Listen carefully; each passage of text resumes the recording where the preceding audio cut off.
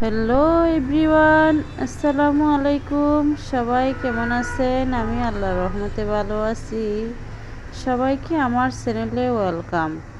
আজকে আমি হ্যান্ড প্রিন্টের একটা ওড়নার টিউটোরিয়াল নিয়ে আসলাম। আমার একটা ওড়না, 3 পিসের ওড়না রেডি করতেছি, তা হ্যান্ড প্রিন্ট করে আপনাদের একটু শেয়ার করলাম। আপনারা দেখতে এই সেনে আমি কীভাবে হ্যান্ড প্রিন্ট করি। একদম চিকন ফুলের মধ্যে চিকন চিকন পাতা দিয়ে আমি এঁকে ফেলছি প্রথমত।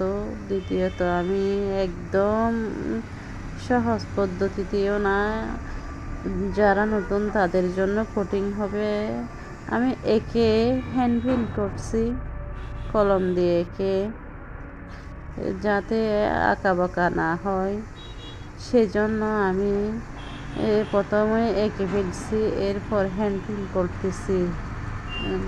ছোট ছোট বড় ফুল ফ্রি হ্যান্ডে আঁকা যায়, ছোট ফুল ফ্রি হ্যান্ডে আঁকা যায় না, তাই আমি প্রথমত ছোট ছোট পাতার মতো এগুলা ছোট ছোট দিয়েছি, তাই এঁকে ফেলছি।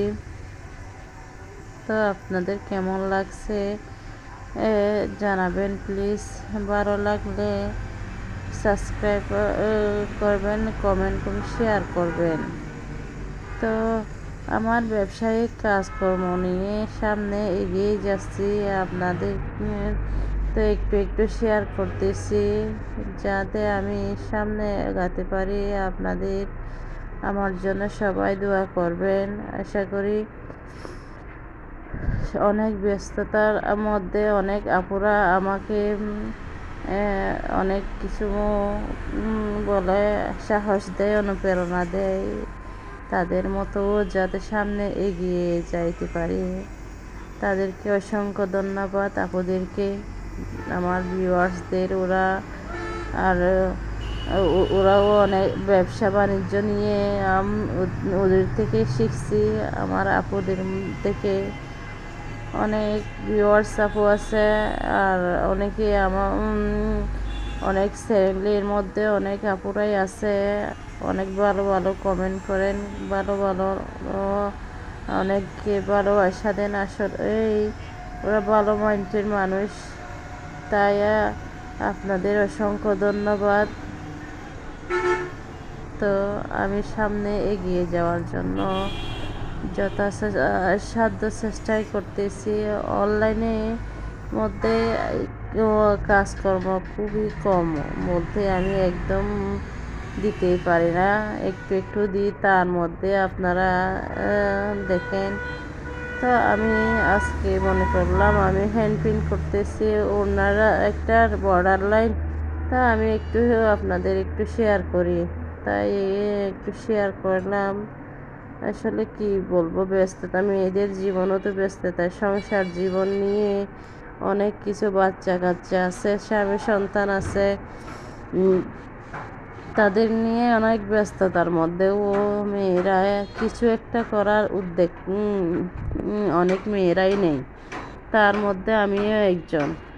আসলে ঘরের মধ্যে কেন বসে থাকবো, মানে বসে থেকে কিছু যদি করা যায়, স্বামীর পাশে দাঁড়াতে পারি, তা আমার আমি ভাগ্যবতী মেয়ে হব।